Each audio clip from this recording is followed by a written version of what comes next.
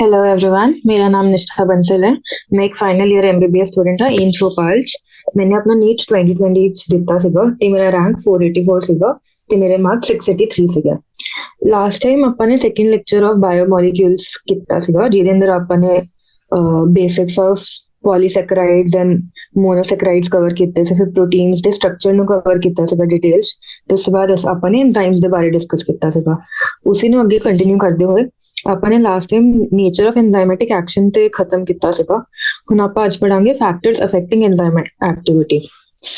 ਤਾਂ ਉਸ ਤੋਂ ਬਾਅਦ ਆਪਾਂ ਨੇ ਪੜਿਆ ਸੀਗਾ ਕਿ ਐਂਜ਼ਾਈਮ ਦੀ ਐਕਟੀਵਿਟੀ ਨੂੰ ਬਹੁਤ ਸਾਰੇ ਫੈਕਟਰਸ ਅਫੈਕਟ ਕਰਦੇ ਨੇ ਤੇ ਐਂਜ਼ਾਈਮ ਦੀ ਐਕਟੀਵਿਟੀ ਦੇ ਅੰਦਰ ਐਂਜ਼ਾਈਮ ਕੀ ਕੰਮ ਕਰਦੇ ਕਿ ਸਬਸਟ੍ਰੇਟ ਨੂੰ ਇੱਕ ਪ੍ਰੋਡਕਟ ਤੇ ਲਿਆਉਣ ਦਾ ਕੰਮ ਕਰਦੇ ਤੇ ਉਹਨੂੰ ਉਹਦੀ ਪੇਸ ਇੰਕਰੀਜ਼ ਕਰ ਦਿੰਦੇ, ਉਹਦਾ ਰੇਟ ਇੰਕਰੀਜ਼ ਕਰ ਦਿੰਦਾ। ਕਿ ਅਗਰ ਬਿਨਾਂ ਐਂਜ਼ਾਈਮ, ਜਿਵੇਂ ਉੱਪਰ ਆਪਾਂ ਨੇ ਕਾਰਬੋਨਿਕ ਐਨਹਾਈਡ੍ਰੇਸ ਦੀ ਐਗਜ਼ਾਮਪਲ ਪੜ੍ਹੀ ਸੀ ਕਿ ਇਨ ਦੀ ਐਬਸੈਂਸ ਆਫ ਐਂਜ਼ਾਈਮ ਸਿਰਫ ਕੁਛ ਅਰਾਊਂਡ ਹੰਡਰਡਸ ਆਫ ਮੋਲੀਕਿਊਲਸ ਹੀ ਆਪਣੀ ਸਬਸਟ੍ਰੇਟ ਤੋਂ ਪ੍ਰੋਡਕਟ ਚ ਜਾ ਪਾਉਂਦੇ ਨੇ ਇੱਕ ਆਰ ਦੇ ਅੰਦਰ। ਬਟ ਜਦੋਂ ਐਂਜ਼ਾਈਮ ਐਕਟ ਕਰਦੇ ਕਾਰਬੋਨਿਕ ਐਨਹਾਈਡ੍ਰੇਸ, ਉਹਦੇ ਵਿਦਿਨ ਸੈਕਿੰਡਸ ਲੈਕਸ ਦੇ ਅੰਦਰ ਸਬਸਟ੍ਰੇਟ ਪ੍ਰੋਡਕਟ ਦੇ ਅੰਦਰ ਚੇਂਜ ਹੋ ਜਾਂਦੇ ਨੇ। ਤੇ ਜਿਹੜੇ ਵੀ ਕੋਈ ਵੀ ਰਿਐਕਸ਼ਨ ਹੁੰਦੀ ਹੈ ਉਹਦੇ ਲਈ ਇੱਕ એનર્ਜੀ ਰਿਕੁਆਇਰਡ ਹੁੰਦੀ ਹੈ ਜਿਹਨੂੰ ਬੋਲਦੇ ਐਕਟੀਵੇਸ਼ਨ એનર્ਜੀ। ਤੇ ਕੋਈ ਰਿਐਕਸ਼ਨ ਐਕਸੋਥਰਮਿਕ ਵੀ ਹੋ ਸਕਦੀ ਹੈ, ਐਂਡੋਥਰਮਿਕ ਵੀ ਹੋ ਸਕਦੀ ਹੈ ਕਿ ਉਹਨੂੰ એનર્ਜੀ ਆਪਾਂ ਬਾਹਰ ਤੋਂ ਚਾਹੀਦੀ ਹੈ এনवायरमेंट ਤੋਂ ਜਾਂ ਨਹੀਂ ਚਾਹੀਦੀ। ਹੁਣ ਇਹ ਸਾਰੇ ਜਿੰਨੀ ਵੀ ਰਿਐਕਸ਼ਨਸ ਹੈ ਤੇ ਐਂਜ਼ਾਈਮ ਹੈ ਉਹਦੀ ਐਕਟੀਵਿਟੀ ਨੂੰ ਕੀ ਫੈਕਟਰਸ ਅਫੈਕਟ ਕਰਦੇ ਨੇ ਉਹਦੇ ਬਾਰੇ ਪੜ੍ਹਦੇ ਹਾਂ। ਸਭ ਤੋਂ ਪਹਿਲਾਂ ਕੀ ਹੈ ਕਿ the activity of an enzyme can be affected by change in the conditions. ਜਿਹੜਾ ਆਪਾਂ ਪੜਿਆ ਹੁੰਦੀ ਕਿ ਅਗਰ ਕੰਡੀਸ਼ਨਸ ਚੇਂਜ ਹੋਣਗੀਆਂ ਤਾਂ ਐਂਜ਼ਾਈਮ ਦੀ ਐਕਟੀਵਿਟੀ ਵੀ ਚੇਂਜ ਹੋ ਜਾਏਗੀ। ਕਿਉਂ ਚੇਂਜ ਹੁੰਦੀ ਹੈ? ਕਿਉਂਕਿ ਉਹਦਾ ਟਰਸ਼ਰੀ ਸਟਰਕਚਰ ਆਲਟਰ ਹੋ ਜਾਂਦਾ ਪ੍ਰੋਟੀਨ ਦਾ। Tertiary structure of the protein is altered. ਤੇ ਇਹਦੇ ਅੰਦਰ ਕਿਹੜੇ ਕਿਹੜੇ ਫੈਕਟਰਸ ਆ ਜਾਣਗੇ?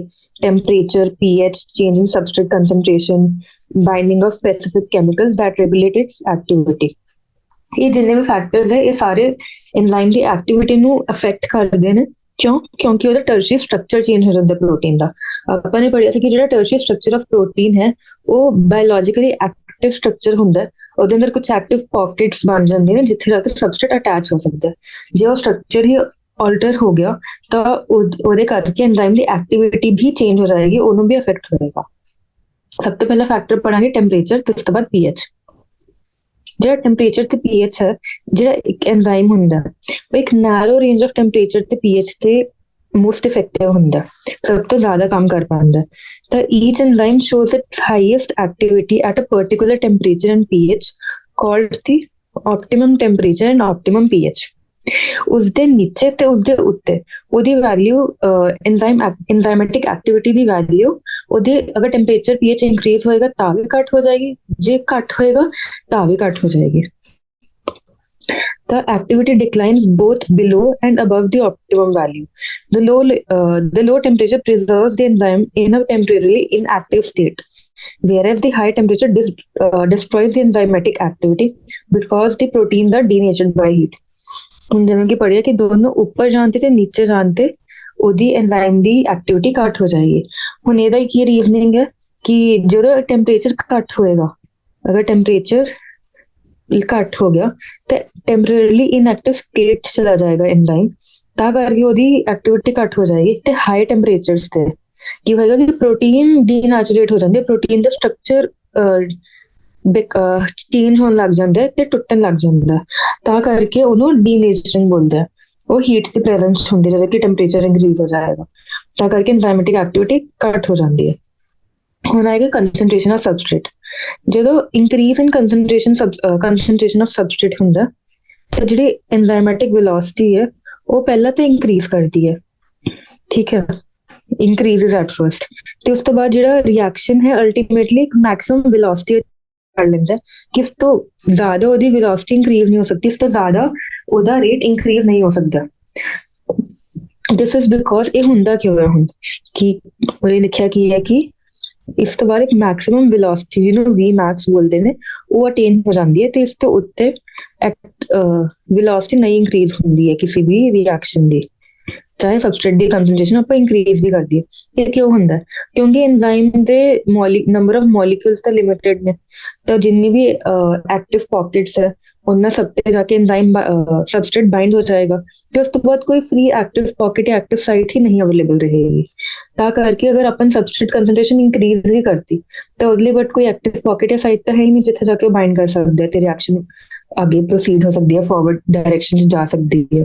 ਤਾਂ ਕਰਕੇ ਹੁੰਦਾ ਹੁਣ ਆਪਾਂ ਇਹਨਾਂ ਨੂੰ ਪੜਾਂਗੇ ਕਿ because the enzyme molecules are fewer than the substrate molecules. After saturation of these molecules, there are no free enzyme molecules to bind with the additional substrate molecules. एक point है कि आएगा कि एक given ratio ਚ ਆ ਜਾਣਗੇ enzyme ਦੇ molecules ਤੇ substrate ਦੇ molecules ਕਿ ਸਾਰੇ ਇੱਕ ਦੂਜੇ ਨਾਲ bind ਹੋਣਗੇ ਕਿ suppose ਅਗਰ ਇੱਕ enzyme ਚ ਦੋ pocket ਹੈ ਤਾਂ ਦੋ substrate bind ਹੋ ਗਏ, ਅਗਰ ਇੱਕ enzyme ਚ ਇੱਕ pocket ਹੈ ਤਾਂ ਇੱਕ substrate bind ਹੋ ਗਏ। ਇਹ ਇੱਕ example ਹੈ, ਇਹਨੂੰ ਜ਼ਿਆਦਾ details नहीं देखा जाएगा। तो एमें बाइंड हो गई, उस तो बाद अगर एक होल सबस्ट्रेट आया बट उरे कोई पॉकेट ही नहीं हैगी तो बाइंड ही नहीं हो पाएगा। तो करके मतलब जिन्ने भी एंजाइम मॉलिक्यूल्स है सारे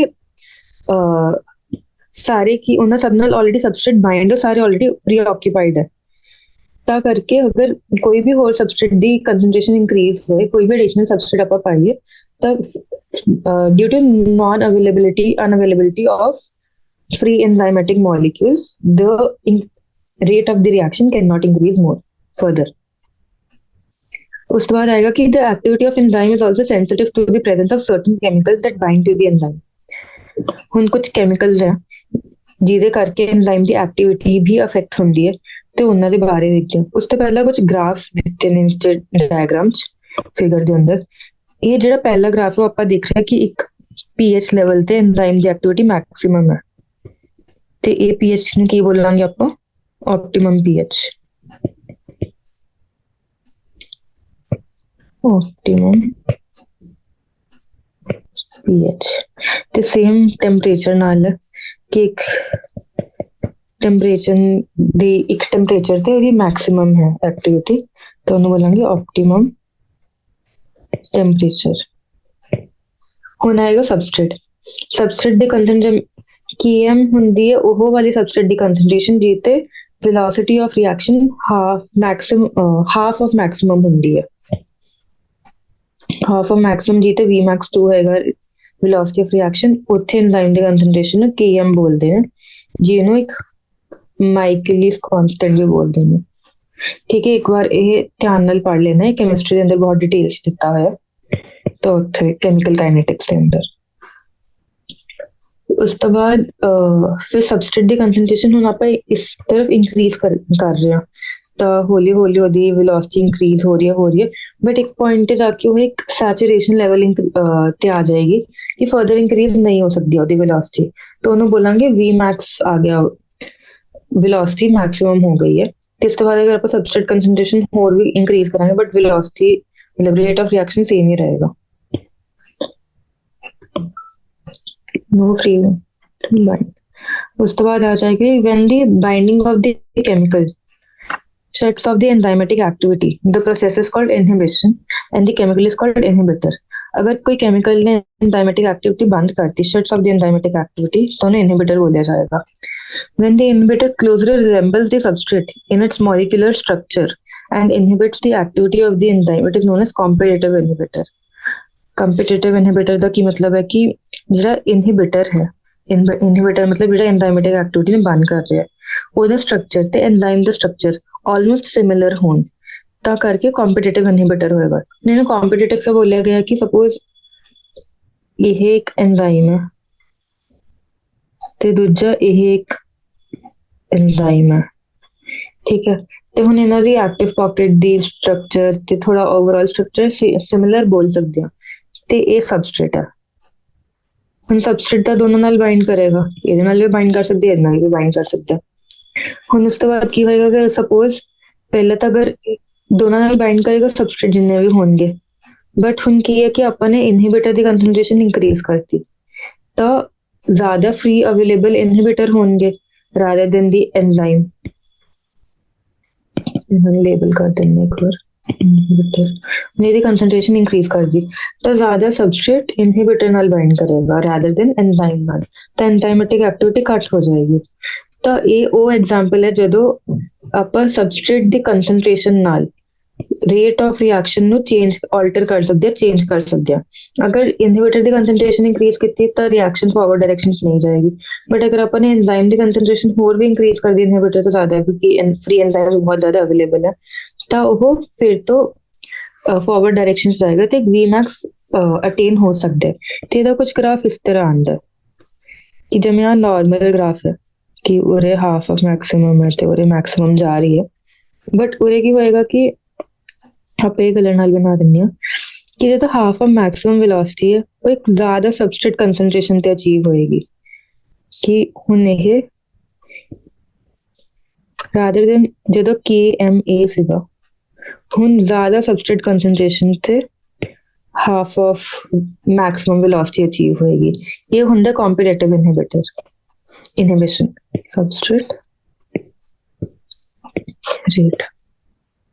ਤੇ ਨਾਨ ਕੰਪੀਟੀਟਿਵ ਚ ਕੀ ਹੁੰਦਾ ਕਿ ਚਾਹੇ ਐਂਜ਼ਾਈਮ ਦੀ ਕੰਸੈਂਟ੍ਰੇਸ਼ਨ ਆਪਾਂ ਵਧਾਈ ਵੀ ਜਾਈਏ, ਬਟ ਉਹ ਮੈਕਸਿਮਮ ਰੇਟ ਕਦੇ ਅਚੀਵ ਹੋਏਗਾ ਹੀ ਨਹੀਂ। ਤਾਂ ਉਹਦਾ ਗ੍ਰਾਫ ਕੁਛ ਐਵੇਂ ਆ ਜਾਏਗਾ ਕਿ ਉਹ ਜਿਵੇਂ ਆਪਾਂ ਇੱਕ ਨਾਨ ਇਨਹਿਬਿਟਰ ਚ ਕੀ ਆਏਗਾ ਕਿ ਇਹ ਨਾਰਮਲ ਹੈ, ਹੁਣ ਇਹ ਤੇ ਹਾਫ ਤੇ ਆ Vmax ਆ ਗਿਆ, ਠੀਕ ਹੈ। ਹੁਣ ਉਹ ਕੀ ਹੋਏਗਾ ਕਿ ਉਹ ਕਦੇ ਅਟੇਨ ਹੀ ਨਹੀਂ ਕਰੇਗਾ Vmax, ਉਹਦੇ Vmax ਹੀ ਘੱਟ ਹੋ ਜਾਏਗਾ। ਤੇ ਅਗਰ Vmax ਘੱਟ ਹੋ ਗਿਆ ਤੇ Vmax/2 ਆਬਵੀਅਸਲੀ ਉਹ ਵੀ ਘੱਟ ਹੋ ਜਾਏਗਾ ਤੇ Km ਵੀ ਚੇਂਜ ਹੋ ਜਾਏਗਾ। ਹੁਣ ਇਹ ਨਾ ਸੋਚੋ ਕਿ Km ਘੱਟ ਹੀ ਹੁੰਦਾ ਹੈ, ਇਹ ਕੁਛ ਐਵੇਂ ਵੀ ਬਣ ਸਕਦਾ ਹੈ, ਤੇ ਕਰਕੇ ਬਹੁਤ ਸਾਰੀ ਵੇਰੀਏਸ਼ਨ ਬਣ ਸਕती ਹੈ। ਉਸ ਤੋਂ ਬਾਅਦ ਆ ਜਾਏਗਾ ਕਿ ਅੱਗੇ बढ़ते हुए कि enzyme closely resembles the substrate. Inhibitor closely resembles the substrate in its molecular structure and inhibits the activity of the enzyme. ਆਪਾਂ ਨੇ ਥੋੜਾ ਜਿਹਾ ਅਲੱਗ ਪੜਿਆ ਕਿ ਇਹਨੇ ਬੋਲਿਆ ਕਿ ਇਨਹਿਬਿਟਰ ਦਾ ਸਟਰਕਚਰ ਸਬਸਟ੍ਰੇਟ ਦੇ ਨਾਲ ਸਿਮਿਲਰ ਹੋਏਗਾ ਤੇ ਇਨਹਿਬਿਟਰ ਜਾ ਕੇ ਐਂਜ਼ਾਈਮ ਨਾਲ ਬਾਈਂਡ ਕਰ ਜਾਏਗਾ, ਠੀਕ ਹੈ। ਤੇ ਉਹ ਸਬਸਟ੍ਰੇਟ ਦੀ ਜਗ੍ਹਾ ਇਨਹਿਬਿਟਰ ਖੁਦ ਬਾਈਂਡ ਕਰ ਜਾਏਗਾ ਤੇ ਸਬਸਟ੍ਰੇਟ ਲਈ ਕੋਈ ਫ੍ਰੀ ਪੌਕੇਟਸ ਅਵੇਲੇਬਲ ਨਹੀਂ ਹੋਣਗੀਆਂ, ਤੇ ਇਸ ਕਰਕੇ ਉਹਦਾ ਰੇਟ ਰਿਐਕਸ਼ਨ ਦਾ ਘੱਟ ਹੋ ਜਾਏਗਾ, ਠੀਕ ਹੈ। ਇਹਦੇ ਐਗਜ਼ਾਮਪਲ ਕੁਝ ਹੋਰ ਹੁੰਦੇ ਨੇ ਤੇ ਇਹਦੇ ਐਗਜ਼ਾਮਪਲ ਕੁਝ ਹੋਰ ਹੁੰਦੇ ਨੇ, ਇਹਦਾ ਨਾਮ ਮੈਨੂੰ ਹਜੇ ਧਿਆਨ ਨਹੀਂ ਆ ਰਿਹਾ, ਬਟ ਇਹ ਵੀ ਪ੍ਰੈਜ਼ੈਂਟ ਹੁੰਦਾ। ਤੇ ਇਹਦੇ ਅੰਦਰ ਕੀ ਹੋਏਗਾ ਕਿ ਆਹ ਐਂਜ਼ਾਈਮ ਹੈ ਤੇ ਇੱਕ ਸਬਸਟ੍ਰੇਟ, ਇਹ ਸਬਸਟ੍ਰੇਟ ਹੈ ਤੇ ਇਨਹਿਬਿਟਰ ਹਲਕਾ ਜਿਹਾ ਐਵੇਂ ਥੋੜਾ ਆਲਮੋਸਟ ਸਿਮਿਲਰ ਹੈ, ਤੇ ਇਹ ਜਾ ਕੇ ਵੀ ਬਾਈਂਡ ਕਰ ਸਕਦੇ, ਇਹ ਜਾ ਕੇ ਵੀ ਬਾਈਂਡ ਕਰ ਸਕਦੇ, ਤੇ ਗ੍ਰਾਫ ਵੀ ਐਵੇਂ ਸੇਮ ਜਿਹਾ ਰਹੇਗਾ ਕਿ ਜਿਹੜਾ Km ਹੈ ਉਹ ਇੱਕ ਇਨਕਰੀਜ਼ਡ ਵੱਧ ਜਾਏਗਾ, ਬਟ Vmax ਸੇਮ ਅਚੀਵ ਹੋ ਸਕਦਾ ਹੈ, ਐਵੇਂ ਰਹਿੰਦਾ। ਫਿਰ ਉਸ ਤੋਂ ਬਾਅਦ ਆਏਗਾ ਕਿ due to its close structural similarity with the substrate the inhibitor competes with the substrate for the substrate binding of the enzyme। ਤਾਂ ਇਹ ਕਲੋਜ਼ ਸਟਰਕਚਰਲ ਸਿਮਿਲੈਰਿਟੀ ਰਹਿੰਦੀ ਹੈ ਸਬਸਟ੍ਰੇਟ ਨਾਲ, ਤੇ ਜਿਹੜਾ ਇਨਹਿਬਿਟਰ ਹੈ ਉਹ ਜਾ ਕੇ ਸਬਸਟ੍ਰੇਟ ਨਾਲ ਐਂਜ਼ਾਈਮ ਨਾਲ ਬਾਈਂਡ ਕਰ ਜਾਏਗਾ, ਬਾਈਂਡਿੰਗ ਆਫ ਦੀ ਐਂਜ਼ਾਈਮ। तो ਉਹਦੇ ਕਰਕੇ consequently the substrate cannot bind and as a result the enzyme action declines। enzyme action decline ਕਰ ਜਾਏਗਾ ਜਿਵੇਂ ਕਿ ਦੱਸਿਆ ਸੀਗਾ। ਉਸ ਤੋਂ ਬਾਅਦ ਦੀ ਇਨਹਿਬਿਸ਼ਨ ਆਫ ਦੀ ਹੁਣ ਐਗਜ਼ਾਮਪਲ ਦਿੱਤੀ ਗਈ ਹੈ ਕਿ ਕੀ ਹੁੰਦਾ ਹੈ ਕਿ inhibition of the succinic dehydrogenase by malonate which closely resembles the substrate succinate।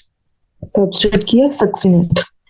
such competitive inhibitors are often used in the control of bacterial pathogens कि bacterial pathogens के अंदर ये commonly use होते हैं। ਹੁਣ classification and nomenclature of enzymes आ जाते हैं इस तो बाद, बट ਇਹਦੇ ਅੰਦਰ ਹੁਣ ਆਪਾਂ ਕੁਝ ਡਿਟੇਲਸ ਪੜਨਾ ਚਾਹਾਂਗੇ ਕਿ ਕਿਹੜੇ ਟਾਈਪਸ ਦੀ ਇਨਹਿਬਿਸ਼ਨ ਹੁੰਦੀਆਂ ਨੇ, ਠੀਕ ਹੈ। ਹੁਣ ਜਿਹੜੇ ਬੈਕਟੀਰੀਅਲ ਪੈਥੋਜਨਸ ਦੇ ਅੰਦਰ ਕੰਪੀਟੀਟਿਵ ਇਨਹਿਬਿਟਰ ਮਤਲਬ ਇਨਹਿਬਿਟਰਸ ਯੂਜ਼ ਹੁੰਦੇ ਨੇ, ਉਹ ਕੀ ਹੁੰਦੀਆਂ ਨੇ ਸਲਫਾ ਡਰੱਗਸ, ਉਹਦੇ ਸਲਫਾ ਡਰੱਗਸ ਯੂਜ਼ ਹੁੰਦੀਆਂ ਨੇ।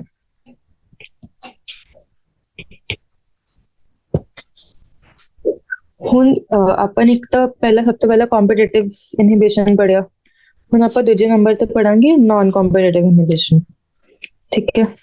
ਨਾਨ ਕੰਪੀਟੀਟਿਵ ਇਨਹਿਬਿਸ਼ਨ ਚ ਕੀ ਹੁੰਦਾ, ਨਾਨ ਕੰਪੀਟੀਟਿਵ ਇਨਹਿਬਿਸ਼ਨ ਇਹਦੇ ਅੰਦਰ ਜਿਵੇਂ ਇਹ ਗ੍ਰਾਫ 'ਚ ਦੱਸਿਆ ਗਿਆ, ਦਿਸ ਇਜ਼ ਨਾਨ ਕੰਪੀਟੀਟਿਵ। ਇਹਦੇ ਅੰਦਰ ਕੀ ਹੋਏਗਾ, ਜਿਹੜਾ ਵੀ ਮੈਕਸ ਹੈ ਉਹ ਡਿਕਰੀਜ਼ ਕਰ ਜਾਏਗਾ, ਕਿ ਰਿਐਕਸ਼ਨ ਕਦੇ ਵੀ ਮੈਕਸ ਅਟੇਨ ਹੀ ਨਹੀਂ ਕਰ ਪਾਏਗੀ। ਇਹਦੇ ਅੰਦਰ ਜਿਹੜਾ ਇਨਹਿਬਿਟਰ ਹੁੰਦਾ ਉਹਦੀ ਸਟਰਕਚਰਲ ਸਿਮਿਲੈਰਿਟੀ ਨਹੀਂ ਹੁੰਦੀ ਹੈ ਸਬਸਟ੍ਰੇਟ ਨਾਲ, ਠੀਕ ਹੈ। ਉਸ ਤੋਂ ਬਾਅਦ ਜਿਹੜਾ ਸਬਸਟ੍ਰੇਟ ਬਾਈਂਡਿੰਗ ਸਾਈਟ ਤੇ ਵੀ ਨਹੀਂ ਬਾਈਂਡ ਕਰਦਾ, ਉਹ ਇੱਕ ਦੂਜੀ ਸਾਈਟਸ ਤੇ ਬਾਈਂਡ ਕਰਦਾ, ਠੀਕ ਹੈ। ਉਸ ਤੋਂ ਬਾਅਦ ਜਿਹੜਾ ਸਬਸਟ੍ਰੇਟ ਬਾਈਂਡਿੰਗ ਵੀ ਹੁੰਦੀ ਹੈ एंजाइम ਨਾਲ, बट कोई प्रोडक्ट नहीं बनता ਇਹਦੇ ਅੰਦਰ, ठीक है। Substrate binding takes place.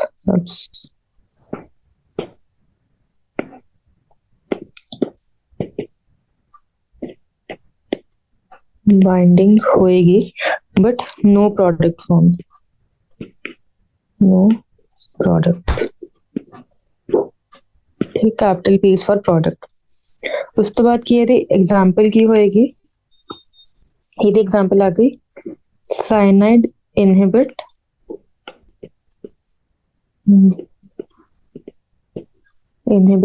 Cytochrome oxidase.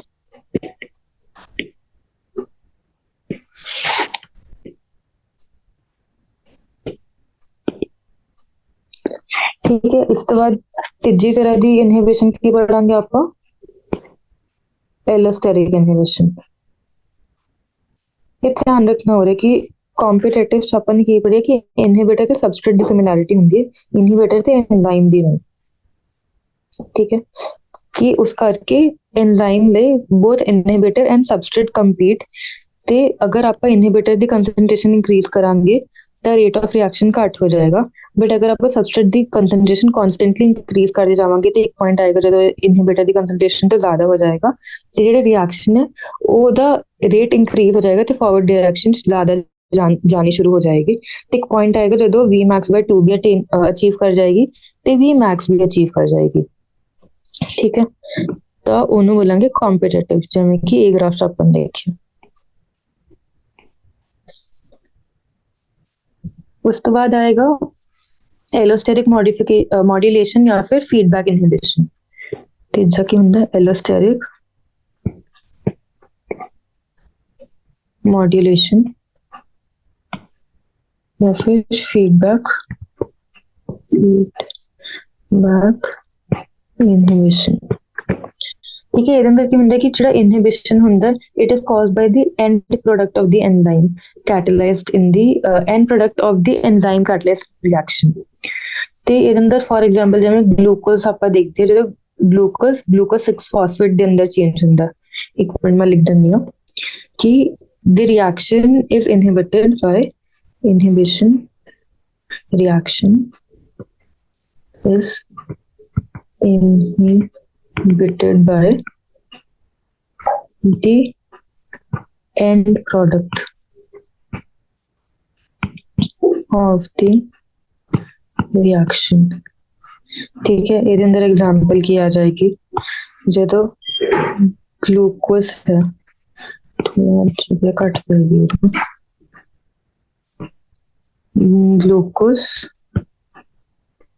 Glucose 6 phosphate ਦੇ ਅੰਦਰ ਚੇਂਜ ਹੁੰਦਾ, ਉਹਦੇ ਐਂਜ਼ਾਈਮ ਕਿਹੜਾ ਐਕਟ ਕਰਦਾ, ਹੈਗਜ਼ੋਕਾਈਨੇਜ਼।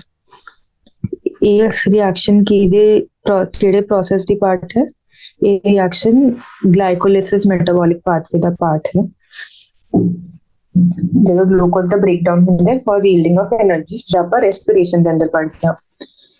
ਤਾਂ ਉਸ ਤੋਂ ਬਾਅਦ ਜਿਹੜਾ G6PD ਬਣ ਗਿਆ ਗਲੂਕੋਜ਼ 6 ਫਾਸਫੇਟ, ਉਹ ਖੁਦ ਹੀ ਜਦੋਂ ਇਹਦੀ ਕੰਸੈਂਟ੍ਰੇਸ਼ਨ ਇੰਕਰੀਜ਼ ਹੋ ਜਾਏਗੀ ਤਾਂ ਆਟੋਮੈਟਿਕਲੀ ਆਕੇ ਹੈਗਜ਼ੋਕਾਈਨੇਜ਼ ਨੂੰ ਇਨਹਿਬਿਟ ਕਰੇਗਾ। ਤਾਂ ਇਹ ਹੋ ਗਿਆ ਐਲੋਸਟੈਰਿਕ ਮੋਡੂਲੇਸ਼ਨ ਜਾਂ ਫਿਰ ਫੀਡਬੈਕ ਇਨਹਿਬਿਸ਼ਨ। ਫੀਡਬੈਕ ਇਨਹਿਬਿਸ਼ਨ ਆਪਾਂ ਨੇ ਹਾਰਮੋਨਸ ਦੇ ਕੇਸ ਵੀ ਪੜਿਆ ਹੋਏਗਾ ਕਿ ਜਦੋਂ ਸਪੋਜ਼ T3 ਤੇ T4 ਦੀ ਬਲੱਡ ਕੰਸੈਂਟ੍ਰੇਸ਼ਨ ਇੰਕਰੀਜ਼ ਹੋ ਜਾਏਗੀ ਤਾਂ ਪਿਟਿਊਟਰੀ ਤੇ ਜਾ ਕੇ TSH ਲਈ ਨੈਗੇਟਿਵ ਫੀਡਬੈਕ ਦਿੰਦੇ ਨੇ, ठीक है। ਇਹਦੇ ਸਿਮਿਲਰ ਇੱਕ ਹੋਰ ਟਰਮ ਕੀ ਆਏਗੀ, ਆਟੋ ਕੈਟਾਲਿਸਿਸ। ਉਹ ਆਟੋ ਕੈਟਾਲਿਸਿਸ ਕੀ ਹੁੰਦਾ ਕਿ ਜਦੋਂ end product of the catalyzed reaction increases gives a positive feedback and increases the rate of reaction। ਇਹਦੀ एग्जांपल ਕੀ ਆਏਗੀ, ਜਦੋਂ ਟ੍ਰਿਪਸਿਨ ਦੇ ਅੰਦਰ ਚੇਂਜ ਹੋਏਗਾ ਤੇ ਆਟੋਮੈਟਿਕਲੀ ਇਹ ਰਿਐਕਸ਼ਨ ਨੂੰ ਆਟੋ ਕੈਟਾਲਾਈਜ਼ ਕਰੇਗਾ। ਪਹਿਲਾਂ ਤਾਂ ਆਪਾਂ ਨੂੰ ਟ੍ਰਿਪਸਿਨ ਹੋ ਜਾਣ ਨੂੰ ਟ੍ਰਿਪਸਿਨ ਦੇ ਅੰਦਰ ਚੇਂਜ ਕਰਨ ਲਈ, ਉਹਨੂੰ ਐਕਟਿਵ ਐਂਜ਼ਾਈਮ ਬਣਾਉਣ ਲਈ ਆਪਾਂ ਨੂੰ ਹੋਰ ਕੋਈ ਐਂਜ਼ਾਈਮ ਚਾਹੀਦਾ ਹੁੰਦਾ। ਬਟ ਜਦੋਂ ਟ੍ਰਿਪਸਿਨ ਬਣ ਗਿਆ ਇੱਕ ਵਾਰ ਤਾਂ ਉਹਦਾ ਆਟੋ ਕੈਟਾਲਿਸਿਸ ਹੋਏਗਾ, ਉਹ ਖੁਦ ਇਹ ਰਿਐਕਸ਼ਨ ਨੂੰ ਇੱਕ ਪੋਜ਼ਿਟਿਵ ਡਾਇਰੈਕਸ਼ਨ ਦੇ ਅੰਦਰ ਲੈ ਕੇ ਜਾਏਗਾ ਤਾਂ ਉਹਦਾ ਰੇਟ ਇੰਕਰੀਜ਼ ਕਰੇਗਾ। ਉਸ ਤੋਂ ਬਾਅਦ ਉਹਨੂੰ ਨਹੀਂ ਚਾਹੀਦਾ ਹੁੰਦਾ ਕੋਈ ਹੋਰ ਕੈਟਾਲਿਸਟ। ਹੁਣ ਇਹ ਫੀਡਬੈਕ ਇਨਹਿਬਿਸ਼ਨ ਦੇ ਇੱਕ ਹੋਰ ਐਗਜ਼ਾਮਪਲ ਕੀ ਹੈ, ਜਦੋਂ ਥ੍ਰੀਓਨਿਨ ਆਈਸੋਲਿਊਸਿਨ ਦੇ ਅੰਦਰ ਚੇਂਜ ਹੁੰਦਾ ਹੈ। ਇਹ ਥ੍ਰੀਓਨਿਨ ਤੇ ਆਈਸੋਲਿਊਸਿਨ ਕੀ ਅਮੀਨੋ ਐਸਿਡਸ, ਉਹਦੇ ਅੰਦਰ ਥ੍ਰੀਓਨਿਨ ਡੀਐਮਿਨੇਜ਼ ਐਂਜ਼ਾਈਮ ਯੂਜ਼ ਹੁੰਦਾ ਹੈ ਤੇ ਜਦੋਂ ਆਈਸੋਲਿਊਸਿਨ ਦੀ ਕਨਸੈਂਟ੍ਰੇਸ਼ਨ ਇਨਕਰੀਜ਼ ਹੋ ਜਾਂਦੀ ਹੈ ਉਹ ਥ੍ਰੀਓਨਿਨ ਡੀਐਮਿਨੇਜ਼ ਨੂੰ ਇਨਹਿਬਿਟ ਕਰਦਾ। ਠੀਕ ਹੈ, ਇਹ ਆਪਾਂ ਨੇ ਪੜ੍ਹੇ 3 ਟਾਈਪਸ ਦੇ ਐਂਜ਼ਾਈਮ ਇਨਹਿਬਿਸ਼ਨਸ। ਉਸ ਤੋਂ ਬਾਅਦ ਆਉਂਦਾ ਕਲਾਸੀਫਿਕੇਸ਼ਨ ਐਂਡ ਨੋਮਨਕਲੇਚਰ ਆਫ ਐਂਜ਼ਾਈਮਸ। ਇਹਦੇ ਅੰਦਰ ਕੀ ਹੈ ਕਿ ਜਿਹੜੇ ਐਂਜ਼ਾਈਮਸ ਹੈ, ਹੁਣ ਬਹੁਤ ਸਾਰੇ ਐਂਜ਼ਾਈਮਸ ਹੈ ਜਿਹੜੇ ਡਿਸਕਵਰ ਹੋ ਚੁੱਕੇ ਨੇ, ਥਾਊਜ਼ੈਂਡਸ ਆਫ ਐਂਜ਼ਾਈਮਸ, ਤੇ ਉਹਨਾਂ ਨੂੰ ਆਈਸੋਲੇਟ ਕੀਤਾ ਗਿਆ, ਸਟੱਡੀ ਕੀਤਾ ਗਿਆ। ਹੁਣ ਸੇਮ ਜਿਵੇਂ ਆਪਾਂ ਨੋਮਨਕਲੇਚਰ ਆਫ ਪਲਾਂਟਸ ਤੇ ਐਨੀਮਲਸ ਪੜ੍ਹਦੇ ਹਾਂ ਕਿ thousands and millions of plants ਤੇ ਐਨੀਮਲਸ ਹੈ, ਤੇ ਸੇਮ ਦਾ ਨਾਮ ਅਗਰ ਡਿਫਰੈਂਟ ਰੱਖ ਦਿੱਤਾ ਜਾਵੇ ਜਾਂ ਡਿਫਰੈਂਟ ਐਂਜ਼ਾਈਮਸ ਦਾ ਨਾਮ ਸੇਮ ਰੱਖ ਦਿੱਤਾ ਜਾਵੇ ਜਾਂ ਸੇਮ ਦੇ ਨਾਮ ਕੁਝ ਹੋਰ ਐਵੇਂ ਰੱਖੇ ਜਾਣ ਤੇ ਬਹੁਤ ਹੀ ਕਿਓਸ ਕ੍ਰੀਏਟ ਹੋ ਸਕਦੇ ਤੇ ਕੁਝ ਚੀਜ਼ ਸਮਝ ਨਹੀਂ ਆ ਸਕਦੀ। ਇਸ ਕਰਕੇ ਐਂਜ਼ਾਈਮਸ ਦਾ ਵੀ ਕਲਾਸੀਫਿਕੇਸ਼ਨ ਤੇ ਨੋਮਨਕਲੇਚਰ ਕੀਤਾ ਗਿਆ, ਜਿਹਦੇ ਕਰਕੇ ਉਹਨਾਂ ਦੀ ਈਜ਼ੀ ਆਪਾਂ ਅੰਡਰਸਟੈਂਡਿੰਗ ਰੱਖ ਪਾਈਏ ਤੇ ਉਹਨਾਂ ਦੀ ਅੱਛੀ ਤਰ੍ਹਾਂ ਕਲਾਸੀਫਾਈ ਕਰਕੇ ਉਹਨਾਂ ਦੀ ਹੋਰ ਡਿਟੇਲਸ ਪ੍ਰੋਪਰਟੀ ਦੇ ਬਾਰੇ ਡਿਸਕਸ ਕਰ ਸਕੀਏ, ਪੜ੍ਹ ਸਕੀਏ ਤੇ ਉਹਨਾਂ ਦਾ ਉਹ ਕਿਵੇਂ ਐਂਜ਼ਾਈਮ ਰਿਐਕਸ਼ਨਸ ਨੂੰ ਅਫੈਕਟ ਕਰਦੇ ਨੇ, ਉਹਨਾਂ ਨੂੰ ਕਿਹੜੇ ਕੈਮੀਕਲਸ ਜਾਂ ਫਿਰ ਫਿਜ਼ੀਕਲ ਫੈਕਟਰਸ ਜਿਵੇਂ ਟੈਂਪਰੇਚਰ, ਪੀਐਚ ਅਫੈਕਟ ਕਰਦੇ ਨੇ ਐਂਡ ਸੋ ਔਨ। ਤੇ ਇਸ ਕਰਕੇ ਕਿ most of these enzymes have been classified into different groups based on their type of reaction they catalyze. ठीक है, enzymes can be divided into 6 classes. उसके बाद each with 14 to 13 subclasses and named accordingly by a 4-digit number. कितने digit होंगे ना? 4 digit.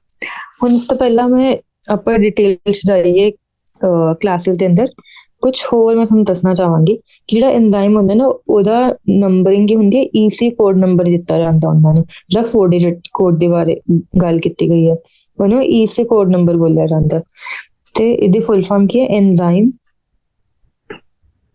Commission code number. ਠੀਕ ਹੈ, ਹੁਣ ਇਹਦੇ ਅੰਦਰ ਜਿਹੜਾ ਫਰਸਟ ਡਿਜਿਟ ਹੁੰਦਾ, ਫਰਸਟ ਨੰਬਰ ਜਾਂ ਫਿਰ ਫਰਸਟ ਡਿਜਿਟ, ਉਹ ਕੀ ਦੱਸੇਗਾ? ਕਲਾਸ। ਠੀਕ ਹੈ, ਜਿਹੜਾ ਸੈਕਿੰਡ ਹੋਏਗਾ ਉਹ ਦੱਸੇਗਾ ਸਬ ਕਲਾਸ ਤੇ ਜਿਹੜਾ ਥਰਡ ਹੋਏਗਾ ਉਹ ਸਬ ਕਲਾਸ।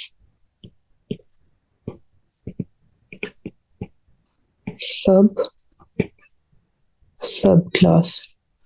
ਜਿਹੜਾ ਫੋਰਥ ਡਿਜਿਟ ਹੋਏਗਾ ਉਹ ਦੱਸੇਗਾ ਸਪੈਸਿਫਿਕ ਨੰਬਰ ਆਫ ਐਂਜ਼ਾਈਮ। ਹੁਣ ਇਹਦਾ ਕੀ ਮਤਲਬ ਹੈ? ਸਪੈਸਿਫਿਕ ਨੰਬਰ ਆਫ ਐਂਜ਼ਾਈਮ ਕਿ ਉਹ ਸਬ ਕਲਾਸ ਦੇ ਅੰਦਰ ਵੀ ਕਿਹੜਾ ਐਂਜ਼ਾਈਮ ਹੈ। ਠੀਕ ਹੈ, ਹੁਣ ਜਿੰਨੇ ਕਿੰਨੀਆਂ ਨੰਬਰ ਆਫ ਕਲਾਸਿਸ ਹੈ? ਟੋਟਲ 6 ਨੰਬਰ ਆਫ ਕਲਾਸਿਸ ਨੇ। ਤਾਂ ਉਹ 'ਚੋਂ ਸਭ ਤੋਂ ਪਹਿਲੀ ਕਲਾਸ ਕਿਹੜੀ ਹੈ? ਆਕਸੀਡੋ ਰਿਡਕਟਿਵ ਜਾਂ ਫਿਰ ਡੀਹਾਈਡਰੋਜੇਨੇਸ। ਹੁਣ ਆਪਾਂ ਇਹਨੂੰ ਕੀ ਬੋਲਦੇ ਕਿ ਸਭ ਤੋਂ ਪਹਿਲੀ ਕਲਾਸ ਕਿਉਂ ਹੈ? ਐ ਤਾਂ ਬੋਲ ਸਕਦੇ ਟ੍ਰਾਂਸਫਰੇਜ਼ ਵੀ ਹੈ, ਬਟ ਜਿਸ ਆਰਡਰ 'ਚ ਕਲਾਸਿਸ ਦਿੱਤੀਆਂ ਗਈਆਂ ਨੇ ਉਸੇ ਆਰਡਰ ਦੇ ਅੰਦਰ ਇਹਨਾਂ ਦੇ ਨੰਬਰ ਨੇ, ਤਾਂ ਕਰਕੇ ਆਰਡਰ ਯਾਦ ਕਰਨਾ ਇੰਪੋਰਟੈਂਟ ਹੈ। ਸਭ ਤੋਂ ਪਹਿਲਾਂ ਆਏਗਾ ਆਕਸੀਡੋ ਰਿਡਕਟਿਵ ਜਾਂ ਡੀਹਾਈਡਰੋਜੇਨੇਸ। ਹੁਣ ਜਿਵੇਂ ਕਿ ਆਪਾਂ ਨਾਮ ਤੋਂ ਦੇਖ ਸਕਦੇ ਹਾਂ ਆਕਸੀਡੋ ਰਿਡਕਟਿਵ ਮਤਲਬ ਕਿ ਇੱਕ ਰਿਡੌਕਸ ਰਿਐਕਸ਼ਨ ਹੈ। ਇਹਦੇ ਅੰਦਰ ਮਤਲਬ ਇੱਕ ਸਬਸਟ੍ਰੇਟ ਆਕਸੀਡਾਈਜ਼ ਹੋਏਗਾ ਤੇ ਦੂਜਾ ਸਬਸਟ੍ਰੇਟ ਰਿਡਿਊਸ ਹੋਏਗਾ। ਤੇ ਡੀਹਾਈਡਰੋਜੇਨੇਸ enzyme which catalyze oxido reductase between two substrates। ਤੇ ਇਹਦੇ ਨਾਲ ਆਪਾਂ ਕੀ ਸਮਝਾਂਗੇ ਹੁਣ ਕਿ ਸਬਸਟ੍ਰੇਟਸ ਵੀ ਦੋ ਹੈ, ਇੱਕ ਰਿਡਿਊਸ ਹੋ ਗਿਆ ਮਤਲਬ ਇੱਕ ਰਿਡਿਊਸ ਤੋਂ ਆਕਸੀਡਾਈਜ਼ ਹੋ ਗਿਆ ਤੇ ਦੂਜਾ ਆਕਸੀਡਾਈਜ਼ ਤੋਂ ਰਿਡਿਊਸ ਹੋ ਗਿਆ। ਹੁਣ ਉਸ ਤੋਂ ਬਾਅਦ ਆ ਜਾਏਗਾ ਕਿ ਇਹਦੀ ਐਗਜ਼ਾਮਪਲ ਕੀ ਹੈ। ਇਹਦੀ ਐਗਜ਼ਾਮਪਲ 'ਚ ਆ ਜਾਏਗਾ ਸਾਈਟੋਕ੍ਰੋਮ ਆਕਸੀਡੇਸ। ਐਗਜ਼ਾਮਪਲ ਸਾਈਟੋਕ੍ਰੋਮ ਆਕਸੀਡੇਸ। ਹੁਣ ਅੱਗੇ ਆਉਂਦੇ ਟ੍ਰਾਂਸਫਰੇਜ਼ਸ। ਟ੍ਰਾਂਸਫਰੇਜ਼ਸ ਕੀ ਕਰਦੇ ਨੇ? ਟ੍ਰਾਂਸਫਰ। ਹੁਣ ਇਹਦੇ ਮਤਲਬ ਜਿੰਨੇ ਵੀ ਕਲਾਸਿਸ ਆਫ ਐਂਜ਼ਾਈਮਸ ਹੈ ਨਾ ਉਹਦੇ ਨਾਮ ਤੇ ਸਮਝਣ ਦੀ ਕੋਸ਼ਿਸ਼ ਕਰਨੀ ਹੈ ਹਮੇਸ਼ਾ ਕਿ ਉਹ ਉਸ ਐਂਜ਼ਾਈਮ ਦਾ ਕੰਮ ਕੀ ਹੈ। ਹੁਣ ਟ੍ਰਾਂਸਫਰੇਜ਼ਸ ਦਾ ਮਤਲਬ ਕਿ ਉਹ ਟ੍ਰਾਂਸਫਰ ਕਰ ਰਿਹਾ ਕਿਸੇ ਗਰੁੱਪ ਨੂੰ ਕਿ ਇੱਕ ਸਬਸਟ੍ਰੇਟ ਤੋਂ ਦੂਜੇ ਸਬਸਟ੍ਰੇਟ ਤੋਂ ਦੂਜੇ ਸਬਸਟ੍ਰੇਟ ਤੇ ਇੱਕ ਗਰੁੱਪ ਨੂੰ ਟ੍ਰਾਂਸਫਰ ਕਰ ਰਿਹਾ। ਕੀ ਹੈ ਕਿ enzyme catalysing a transfer of a group G other than the hydrogen. ਹੁਣ ਅਦਰ ਦੈਨ ਹਾਈਡਰੋਜਨ ਕਿਉਂ ਬੋਲਿਆ ਗਿਆ? ਕਿਉਂਕਿ ਅਗਰ ਹਾਈਡਰੋਜਨ ਟ੍ਰਾਂਸਫਰ ਹੋ ਰਿਹਾ ਤਾਂ ਉਹਦਾ ਮਤਲਬ ਉੱਥੇ ਇੱਕ ਆਕਸੀਡੋ ਰਿਡਕਟਸ ਰਿਐਕਸ਼ਨ ਹੈ, ਉਹਦਾ ਰਿਡੌਕਸ ਰਿਐਕਸ਼ਨ ਹੈ। ਕਿਉਂਕਿ ਆਪਾਂ ਨੇ ਕੀ ਪੜ੍ਹਿਆ, ਰਿਡੌਕਸ ਰਿਐਕਸ਼ਨ ਦੇ ਅੰਦਰ ਕੀ ਹੁੰਦਾ ਹੈ? ਇਲੈਕਟ੍ਰੋਨਸ ਦਾ ਟ੍ਰਾਂਸਫਰ ਹੁੰਦਾ ਹੈ, ਹਾਈਡਰੋਜਨ ਦਾ ਟ੍ਰਾਂਸਫਰ ਹੁੰਦਾ ਹੈ। ਉਹਨੂੰ ਹੀ ਤਾਂ ਬੋਲਦੇ ਰਿਡੌਕਸ ਰਿਐਕਸ਼ਨ, ਕਿ ਲਾਸ ਆਫ ਹਾਈਡਰੋਜਨ ਜਾਂ ਫਿਰ ਗੇਨ ਆਫ ਇਲੈਕਟ੍ਰॉन्स ਜਾਂ ਲਾਸ ਆਫ ਇਲੈਕਟ੍ਰॉन्स ਜਾਂ ਲਾਸ ਆਫ ਹਾਈਡਰੋਜਨ, ਅਲੱਗ-ਅਲੱਗ ਵੇਜ਼ ਦੇ ਅੰਦਰ ਉਹਨੂੰ ਡਿਫਾਈਨ ਕਰ ਸਕਦੇ ਹਾਂ। ਬਿਟਵੀਨ ਅ ਪੇਅਰ ਆਫ ਸਬਸਟ੍ਰੇਟਸ, ਹੁਣ ਉਰੇ ਵੀ ਕੀ ਚਾਹੀਦਾ? ਇੱਕ ਪੇਅਰ ਆਫ ਸਬਸਟ੍ਰੇਟ ਚਾਹੀਦਾ। ਇਹਦੇ ਅੰਦਰ ਕੀ ਐਗਜ਼ਾਮਪਲਸ ਹੋਣਗੀਆਂ? ਜਿਵੇਂ ਕਿ ਗਲੂਟਾਮੇਟ ਪਾਇਰੂਵੇਟ ਟ੍ਰਾਂਸਐਮਿਨੇਜ਼, ਫਿਰ ਹੈਕਸੋਕਾਈਨੇਜ਼। ਹੈਕਸੋਕਾਈਨੇਜ਼ ਤਾਂ ਆਪਾਂ ਨੇ ਉੱਤੇ ਵੀ ਪੜਿਆ ਸੀ, ਜਿਹੜਾ ਗਲੂਕੋਜ਼ ਤੇ ਫਾਸਫੇਟ ਗਰੁੱਪ ਟ੍ਰਾਂਸਫਰ ਕਰਦਾ ਹੈ ਗਲਾਈਕੋਲਿਸਿਸ ਦੇ ਅੰਦਰ। ਤੇ ਗਲੂਟਾਮੇਟ ਪਾਇਰੂਵੇਟ ਟ੍ਰਾਂਸਐਮਿਨੇਜ਼ ਕੀ ਹੈ? ਇਹ ਐਂਜ਼ਾਈਮ ਹੁੰਦੇ ਜਦੋਂ ਅਮੀਨੋ ਐਸਿਡਸ ਦੇ ਵਿੱਚ ਕੋਈ ਗਰੁੱਪ ਟ੍ਰਾਂਸਫਰ ਹੋ ਰਿਹਾ, ਤੇ ਮੋਸਟ ਕਾਮਨਲੀ ਫਾਸਫੇਟ ਗਰੁੱਪ ਹੁੰਦਾ ਜਾਂ ਫਿਰ ਕੋਈ ਹੋਰ ਗਰੁੱਪ ਵੀ ਹੋ ਸਕਦਾ। ਫਿਰ ਐਂਜ਼ਾਈਮ ਕੈਟਾਲਾਈਜ਼ਿੰਗ, ਹੁਣ ਇਹਦੀ ਐਗਜ਼ਾਮਪਲ ਕੀ ਸੀ ਟ੍ਰਾਂਸਫਰੇਜ਼ਸ ਦੀਆਂ? ਇੱਕ ਵਾਰ ਲਿਖ ਲੈਂਦੇ ਹਾਂ। ਗਲੂਟਾਮੇਟ ਪਾਇਰੂਵੇਟ ਦੀ ਟ੍ਰਾਂਸਐਮਿਨੇਜ਼, ਸੌਰੀ ਐਮਿਨੇਜ਼ ਤੇ ਅਮੀਨੋ ਗਰੁੱਪ ਟ੍ਰਾਂਸਫਰ ਕਰਦਾ। ਤੇ ਹੈਕਸੋਕਾਈਨੇਜ਼ ਵੀ ਐਗਜ਼ਾਮਪਲ ਹੈ। ਉਸ ਤੋਂ ਬਾਅਦ ਆਉਂਦੇ ਹਾਈਡਰੋਲੇਜ਼ਸ। ਹਾਈਡਰੋਲੇਜ਼ਸ ਮਤਲਬ ਹਾਈਡਰੋ ਮਤਲਬ ਵਾਟਰ, ਤਾਂ ਮਤਲਬ ਵਾਟਰ ਦੇ ਨਾਲ ਇਹਦਾ ਰਿਲੇਸ਼ਨ ਹੈਗਾ। ਤੇ ਅਗਲਾ ਹੈ ਲਾਈਜ਼। ਲਾਈਜ਼ ਮਤਲਬ ਤੋੜਨਾ। ਹੁਣ ਜਿਹੜਾ ਹਾਈਡਰੋਲੇਜ਼ ਹੈ ਇਹ ਕੀ ਕਰਦਾ ਕਿ the enzyme catalyzing hydrolysis of ester, ether, peptide, glycosidic bonds, ਜਿਵੇਂ C ਮਤਲਬ ਦੋ ਕਾਰਬਨਸ ਦੇ ਵਿੱਚ ਬੌਂਡ, ਫਿਰ C ਤੇ ਹੈਲਾਈਡ ਦਾ ਮਤਲਬ ਕਾਰਬਨ ਤੇ ਹੈਲਾਈਡ ਦੇ ਵਿੱਚ ਬੌਂਡ, ਜਿਵੇਂ ਕਿ ਕਲੋਰਾਈਡ, ਫਲੋਰਾਈਡ ਐਕਸੈਟਰਾ, ਤੇ PN ਬੌਂਡ। ਠੀਕ ਹੈ, ਤੇ ਇਹਦੀ ਐਗਜ਼ਾਮਪਲਸ ਕੀ ਹੋਣਗੀਆਂ? ਜਿਵੇਂ ਕਿ ਡਾਈਜੈਸਟਿਵ ਐਂਜ਼ਾਈਮਸ, ਉਹ ਸਭ ਹਾਈਡਰੋਲਿਸਿਸ ਕਰਦੀਆਂ ਨੇ। ਇਹ ਜਿੰਨੇ ਵੀ ਸਾਰੇ ਆਰਗੈਨਿਕ ਕੰਪਾਊਂਡਸ ਹੈ ਤੇ ਉਹਨਾਂ ਦੇ ਬ੍ਰੇਕਡਾਊਨ ਹੋ ਰਿਹਾ। ਜਦੋਂ ਵੀ ਬ੍ਰੇਕਡਾਊਨ ਹੁੰਦਾ ਤਾਂ ਉਹਦੇ ਵਾਟਰ ਯੂਜ਼ ਹੁੰਦਾ, ਕਿ ਜਿਵੇਂ ਸਪੋਜ਼ ਕਿਵੇਂ ਦੱਸਿਆ ਜਾਵੇ ਕਿ ਹਮੇ ਕੋਈ ਐਸਟਰ ਬੌਂਡ ਹੈ ਤਾਂ ਉਹਨੂੰ ਉਹ ਬ੍ਰੇਕਡਾਊਨ ਕੀਤਾ ਤਾਂ ਕੀ ਬਣ ਜਾਏਗਾ? ਐਸਿਡ, ਤੇ ਉਹ ਬਣ ਜਾਏਗਾ प्लस अल्कोहल। ठीक है, तो अगर कोई एसिड ते अल्कोहल मिलके एस्टर बना रहे हैं तो उन्हें एस्टेरिफिकेशन बोलते हैं, तो ਉਹਦੇ ਅੰਦਰ ਵਾਟਰ ਰਿਲੀਜ਼ ਹੁੰਦਾ। ਬਟ ਜਦੋਂ ਐਸਟਰ ਦਾ ਬ੍ਰੇਕਡਾਊਨ ਹੁੰਦਾ ਉਹਦਾ ਵਾਟਰ ਯੂਜ਼ ਹੁੰਦਾ। ਤੇ ਐਵੇਂ ਹੀ ਤੋਰੇ ਐਗਜ਼ਾਮਪਲਸ ਕੀ ਆ ਜਾਣਗੀਆਂ? Digestive enzymes.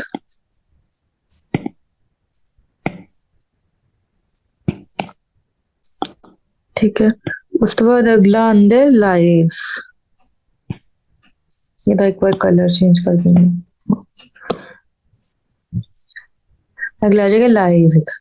लाइजेस की एंजाइम्स होंगे जो catalyse the removal of a group from the substrate by mechanism other than hydrolysis leaving double bond.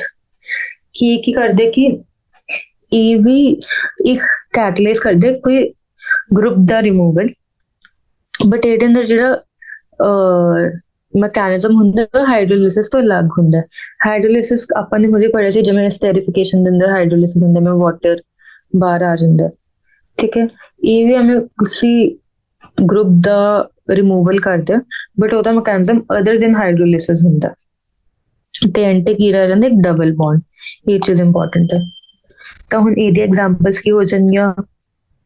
ਜਿਵੇਂ ਕਿ ਹਿਸਟੀਡਿਨ ਡੀਕਾਰਬੋਕਸਿਲੇਸ। एग्जाम्पल क्या आएगी?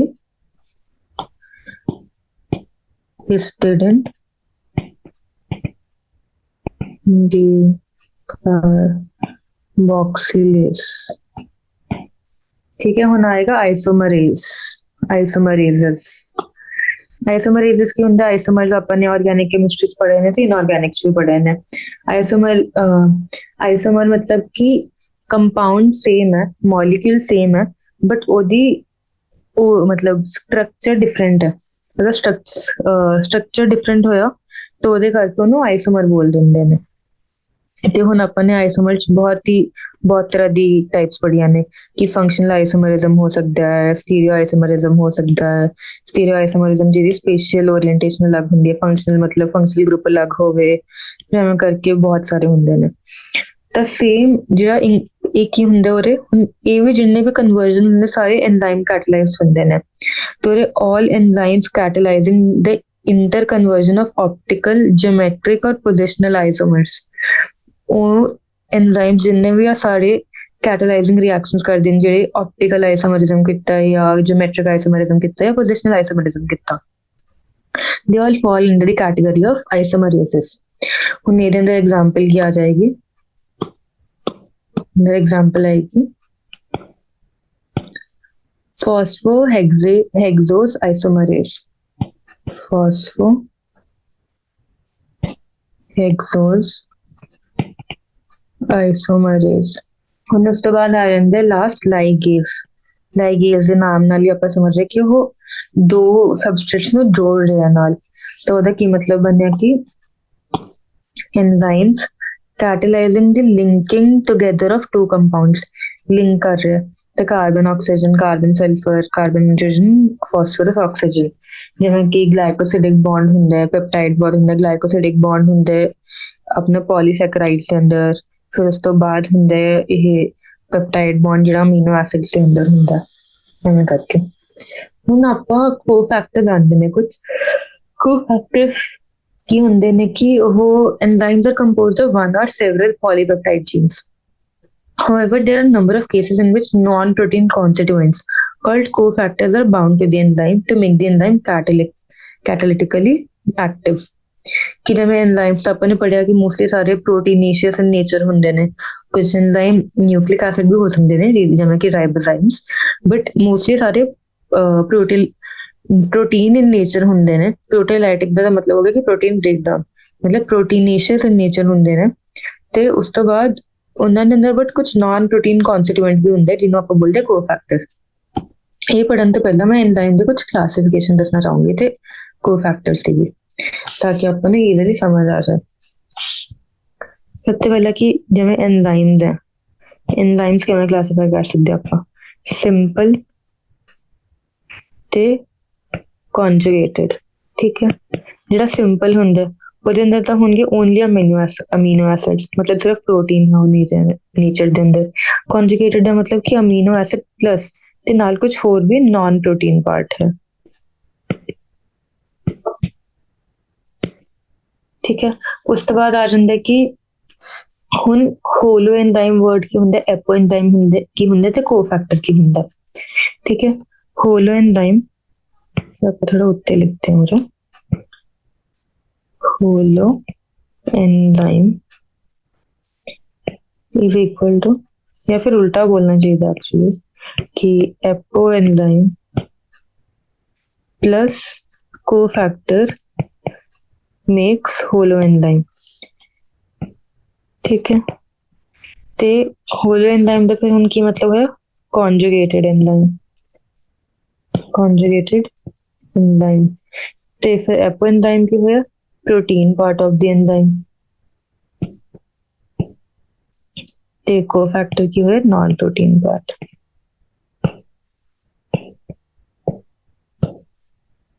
ਹੁਣ ਆਏਗਾ ਕੋਫੈक्टर्स ਦੀ ਕਲਾਸੀਫਿਕੇਸ਼ਨ की कोफैक्टर्स अंदर ਕੀ ਆਂਦਾ। मतलब ਤੁਸੀਂ ਬਹੁਤ ਬਾਰ ਇੰਟਰਚੇਂਜੇਬਲ ਟਰਮਸ ਦੇਖੇ ਹੋਣਗੇ, ਕੋਫੈक्टर, ਕੋਐਂਜ਼ਾਈਮ, ਪ੍ਰੋਸਥੈਟਿਕ ਗਰੁੱਪ, ਬਟ ਇਹਨਾਂ ਸਭ ਦਾ ਐਕਚੁਅਲੀ ਮਤਲਬ ਕੀ ਹੈ? ਕੋਫੈक्टर ਇੱਕ ਬ੍ਰॉड ਕੈਟਾਗਰੀ ਹੈ ਜਿਹਦੇ ਅੰਦਰ ਆਰਗੈਨਿਕ ਕੋਫੈक्टर्स ਤੇ ਇਨਆਰਗੈਨਿਕ ਕੋਫੈक्टर्स ਆਣਗੇ। ਆਰਗੈਨਿਕ ਕੋਫੈक्टर्स ਅੱਗੇ ਹੋਰ ਦੋ ਤਰ੍ਹਾਂ ਦੇ ਹੁੰਦੇ ਨੇ, ਕੋਐਂਜ਼ਾਈਮ ਤੇ ਪ੍ਰੋਸਥੈਟਿਕ ਗਰੁੱਪ, ਠੀਕ ਹੈ। ਪ੍ਰੋਸਥੈਟਿਕ ਗਰੁੱਪ ਤੇ ਇਨਆਰਗੈਨਿਕ ਦੇ ਅੰਦਰ ਕੀ ਆਣਗੇ? ਮੈਟਲ ਐਕਟੀਵੇਟਰਸ, ਠੀਕ ਹੈ। ਹੁਣ ਕੋਐਂਜ਼ਾਈਮਸ ਦੇ ਐਗਜ਼ਾਮਪਲਸ ਕੀ ਆਣਗੀਆਂ, ਜਿਵੇਂ ਕਿ FAD, FMN, NAD, ਜਿਹੜੇ ਵੀ ਆਪਾਂ ਇਹ ਨਿਊਕਲਿਕ ਐਸਿਡ ਜਿਵੇਂ ATP ਵਗੈਰਾ ਉਹ ਸਭ ਪੜ੍ਹਦੇ ਆ ਉਹਦੀ ਤਰ੍ਹਾਂ। ਤੇ ਹੁਣ ਪ੍ਰੋਸਥੈਟਿਕ ਗਰੁੱਪ ਦੇ ਅੰਦਰ ਐਗਜ਼ਾਮਪਲ ਕੀ ਆ ਜਾਏਗਾ, ਜਿਵੇਂ ਕਿ ਹੀਮ ਇੱਕ ਪ੍ਰੋਸਥੈਟਿਕ ਗਰੁੱਪ ਹੈ। ਉਸ ਤੋਂ ਬਾਅਦ ਹੁਣ ਮੈਟਲ ਐਕਟੀਵੇਟਰ ਦੇ ਅੰਦਰ ਐਗਜ਼ਾਮਪਲ ਕੀ ਆ ਜਾਣਗੇ, ਜਿਵੇਂ ਮੈਟਲਸ ਹੋ ਗਿਆ ਸਿੱਧਾ ਜ਼ਿੰਕ, ਨਿਕਲ, ਫਿਰ क्लोराइड भी एक्ट कर कदे कदे, फिर कैल्शियम भी एक्ट कर सकता है। जिवें कैल्शियम दी बहुत इसक एग्जांपल है कि जिन्ने भी अपना क्लॉटिंग पाथवे है ਉਹਦੇ ਅੰਦਰ ਉਹ ਐਕਸਟ੍ਰਿੰਸਿਕ ਤੇ ਇੰਟ੍ਰਿੰਸਿਕ ਹੁੰਦਾ ਤੇ ਉਹ ਪੂਰੇ ਦੇ ਅੰਦਰ ਆਪਾਂ ਨੂੰ ਕੈਲਸ਼ੀਅਮ ਐਸ ਕੋ ਫੈਕਟਰ ਚਾਹੀਦਾ ਹੁੰਦਾ ਜਿਹੜਾ ਰਿਐਕਸ਼ਨਸ ਨੂੰ ਕੈਸਕੇਡ ਪਾਥਵੇ ਨੂੰ ਕੈਟਾਲਾਈਜ਼ ਕਰਦਾ।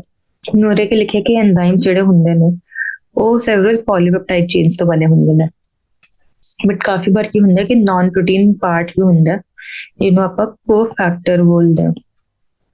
ਠੀਕ ਹੈ, ਤੇ ਇਹ ਐਂਜ਼ਾਈਮ ਨਾਲ ਬਾਈਂਡ ਕਰਦੇ ਨੇ, ਇਹਨੂੰ ਕੈਟਾਲਿਟਿਕਲੀ ਐਕਟਿਵ ਬਣਾਉਂਦੇ ਨੇ। In these instances, the protein portion of the enzyme is called the apoenzyme। ਠੀਕ ਹੈ, जब प्रोटीन पोर्शन एंजाइम जिवें अपन पढ़िया कि होलो एंजाइम ਹੁੰਦੇ ਨੇ, एपोएंजाइम ਤੇ ਕੋਫੈਕਟਰ ਹੁੰਦਾ। ਹੁਣ ਉਸ ਤੋਂ ਬਾਅਦ ਜਿਹੜੇ ਕੋਫੈਕਟਰਸ ਹੁੰਦੇ ਨੇ ਉਹ ਤਿੰਨ ਤਰ੍ਹਾਂ ਦੇ ਹੋ ਸਕਦੇ ਨੇ। ਸਭ ਤੋਂ ਪਹਿਲਾਂ ਆਏਗਾ ਪ੍ਰੋਸਥੈਟਿਕ ਗਰੁੱਪ, ਫਿਰ ਕੋਐਂਜ਼ਾਈਮ ਤੇ ਮੈਟਲ ਆਇਨਸ। अपन ਜਿਵੇਂ ਕਿ ਪੜ੍ਹੇ ਆਰਗੈਨਿਕ ਹੋ ਸਕਦੇ, ਇਨਆਰਗੈਨਿਕ ਹੋ ਸਕਦੇ। ਇਨਆਰਗੈਨਿਕ ਦੇ ਅੰਦਰ ਆ ਜਾਣਗੇ ਮੈਟਲ ਐਂਜ਼ਾਈਮ ਆਇਨਸ ਜਾਂ ਫਿਰ ਐਕਟੀਵੇਟਰਸ, ਤੇ ਆਰਗੈਨਿਕ ਦੇ ਅੰਦਰ ਆ ਜਾਣਗੇ ਕੋਐਂਜ਼ਾਈਮਸ ਤੇ prosthetic groups. Prosthetic groups are organic compounds and are distinguished from other cofactors in that they are tightly bound to the apoenzyme। जब prosthetic group है वो tightly bound ਹੁੰਦਾ to the apoenzyme। For example, in peroxidase and catalase, they catalyze the breakdown of hydrogen peroxidase to water and oxygen। ਇਹਦਾ ਜਿਹੜਾ ਹੀਮ ਹੈ ਉਹ ਇੱਕ prosthetic group ਹੈ and it is part of the active site of the enzyme। ਦੇਖੋ ਕਿ ਕਾਫੀ tightly bound ਹੈ ਤੇ ਐਂਜ਼ਾਈਮ ਤੋਂ ਕਦੇ ਸੈਪਰੇਟ ਨਹੀਂ ਹੁੰਦਾ ਤੇ ਉਹ ਐਕਟਿਵ ਸਾਈਟ ਦਾ ਹੀ ਪਾਰਟ ਹੈ। ਅਗਰ ਐਕਟਿਵ ਸਾਈਟ ਤੋਂ ਹੀਮ ਹਟ ਗਿਆ ਤਾਂ ਮਤਲਬ ਐਕਟਿਵ ਸਾਈਟ ਦਾ ਸਟਰਕਚਰ ਹੀ ਆਲਟਰ ਹੋ ਗਿਆ ਤੇ ਐਂਜ਼ਾਈਮ ਆਪਣਾ ਫੰਕਸ਼ਨਲੀ ਐਕਟਿਵ ਹੀ ਨਹੀਂ ਰਹੇਗਾ। ਤੇ एग्जाम्पल की हुई पेरोक्सिडेज ਤੇ कैटलेस और इन प्रोस्थेटिक ग्रुप की हीम। तो ਇਹਦਾ ਕੰਮ ਕੀ ਐਂਜ਼ਾਈਮ ਦਾ breakdown of hydrogen peroxidase to water and oxygen। And the coenzymes are also organic compounds, but their association with the apoenzyme is only transient। ठीक है, ਜਿਹੜਾ coenzyme ਹੁੰਦਾ ਉਹ transient ਹੁੰਦਾ only association ਦੇ ਅੰਦਰ, but ਜਿਹੜਾ prosthetic group ਹੈ ਉਹ ਹੁੰਦਾ tightly bound। Association with apoenzyme is only transient, usually occurring during the course of the catalysis। Catalysis ਦੇ time ਤੇ ਹੀ present ਹੁੰਦੇ ਨੇ।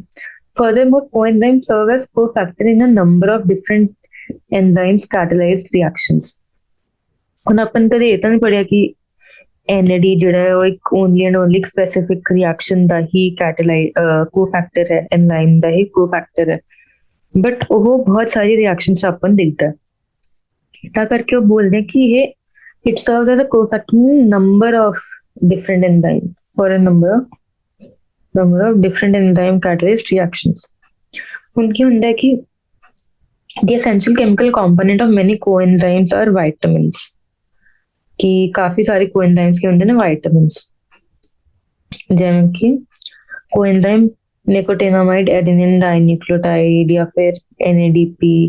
ਇਹਦੇ ਅੰਦਰ ਵਿਟਾਮਿਨ ਨਿਆਸਿਨ ਹੁੰਦਾ। ਇਹ ਸਭ ਯਾਦ ਕਰਕੇ ਰੱਖਣਾ ਹੈ ਕਿਉਂਕਿ ਕਾਫੀ ਬੜੇ MCQ ਬਣ ਦਿੰਦੇ ਕਿ coenzymes ਦੀ ਐਗਜ਼ਾਮਪਲ ਦੱਸੋ, ਫਿਰ ਉਹ ਕਿਹੜਾ coenzyme ਕਿਹੜੇ enzyme ਨਾਲ ਰਹਿੰਦਾ ਹੈ, ਕੁਛ ਬਣ ਸਕਦੇ हैं questions।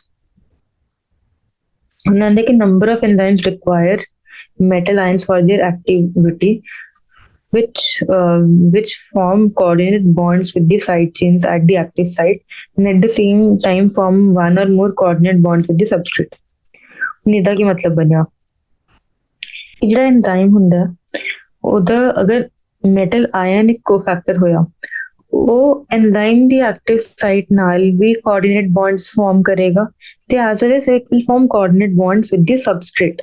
ਕਿ ਸਬਸਟ੍ਰੇਟ ਨਾਲ ਵੀ ਕੋਆਰਡੀਨੇਟਸ ਬੌਂਡ ਬਣਾਏਗਾ ਤੇ one or more coordinate bonds ਬਣ ਜਾਂਦੇ ਨੇ। ਤੇ ਫॉर ਐਗਜ਼ਾਮਪਲ ਜ਼ਿੰਕ ਹੈ, ਉਹ ਕਿਹਦਾ ਕੋਫੈਕਟਰ ਹੈ? ਪ੍ਰੋਟੀਲਿਟਿਕ ਐਂਜ਼ਾਈਮ ਕਾਰਬੋਕਸੀਪੈਪਟਾਈਡੇਸ। ਤਾਂ ਜਦੋਂ ਉਹ ਪ੍ਰੋਟੀਨ ਅਟੈਚ ਹੋਏਗਾ ਉਹਦੇ ਨਾਲ ਵੀ ਕੋਆਰਡੀਨੇਟ ਬੌਂਡ ਬਣਾਏਗਾ ਤੇ ਇਹ ਐਂਜ਼ਾਈਮ ਨਾਲ ਵੀ ਕੋਆਰਡੀਨੇਟ ਬੌਂਡ ਬਣਾਏਗਾ। ਆਪਾਂ ਇਹਨੂੰ ਵੀ ਹਾਈਲਾਈਟ ਕਰਨੀ ਹੈ, zinc is a cofactor for the proteolytic enzyme carboxypeptidase. Metal ions ਕੀ ਬਣਾਉਂਦੇ ਨੇ? ਕੋਆਰਡੀਨੇਟ ਬੌਂਡਸ ਐਕਟਿਵ ਸਾਈਟ ਤੇ ਸਬਸਟ੍ਰੇਟ ਨਾਲ ਵੀ। ਇਹਨਾਂ ਦੇ the catalytic activity is lost when the cofactor is removed from the enzyme, which testifies that they play a crucial role in the catalytic activity of the enzyme. ਹੁਣ ਇੱਕ important line ਹੈ, ਇਹ ਤੋਂ ਕੋਈ ਵੀ ਸਟੇਟਮੈਂਟ ਬੇਸਡ ਕੁਐਸਚਨਸ ਬਣ ਸਕਦੇ ਨੇ। ਇਹਦਾ ਮਤਲਬ ਕੀ ਹੈ ਕਿ ਜਿਹੜਾ ਕੋਫੈਕਟਰਸ ਹੈ ਨਾ ਇੰਪੋਰਟੈਂਟ ਰੋਲ ਪਲੇ ਕਰਦੇ ਨੇ ਐਂਜ਼ਾਈਮ ਐਕਟੀਵੇਸ਼ਨ ਦੇ ਅੰਦਰ।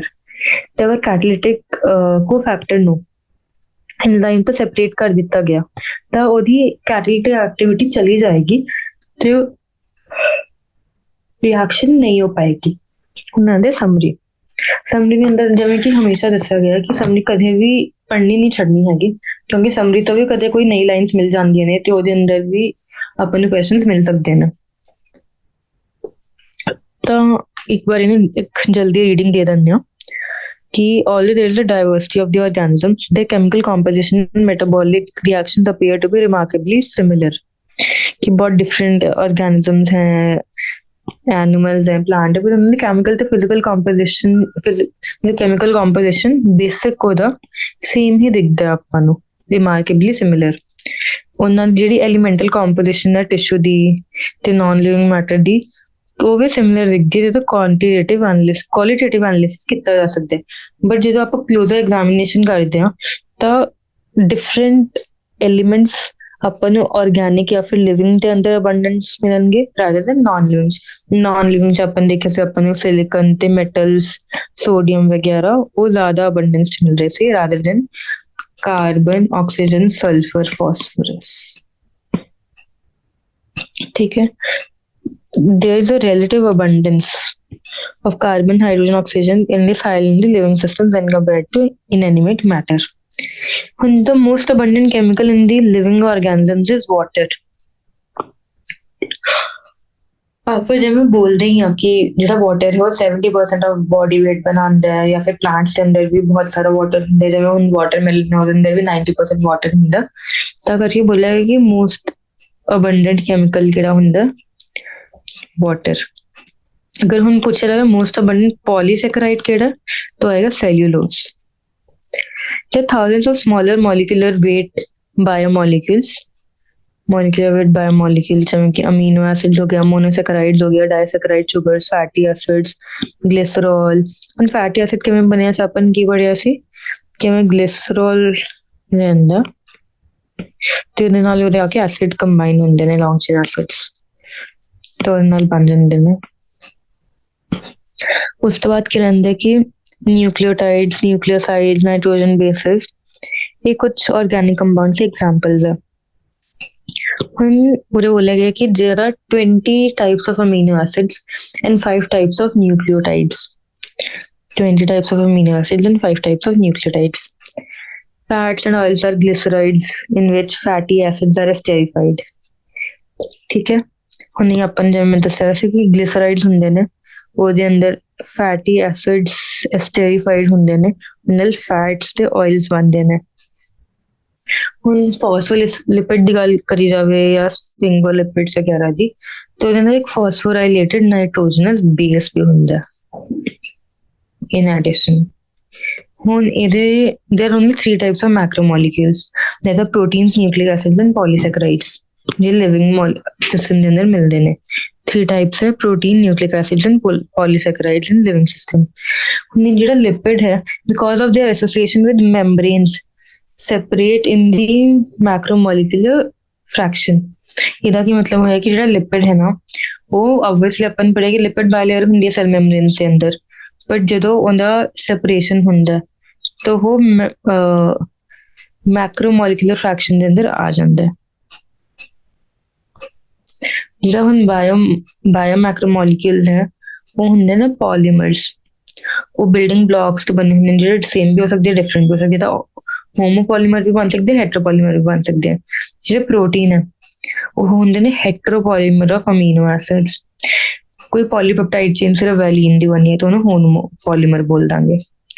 ਹੁਣ ਜਿਹੜੇ ਨਿਊਕਲਿਕ ਐਸਿਡਸ ਆ ਉਹ ਕਿਹਦੇ ਨਾਲ ਕੰਪੋਜ਼ਡ ਹੈ? ਨਿਊਕਲੀਓਟਾਈਡਸ ਨਾਲ, ਹਨਾ। ਨਿਊਕਲੀਓਟਾਈਡਸ ਕੀ ਹੁੰਦੇ ਨੇ? Nitrogenous base plus sugar plus phosphate. ਅਗਰ ਇਹ 'ਚ ਫਾਸਫੇਟ ਕੱਟ ਦਿੱਤਾ ਜਾਵੇ ਤਾਂ ਨਿਊਕਲੀਓਸਾਈਡ ਬਣ ਜਾਏਗਾ, ਠੀਕ ਹੈ।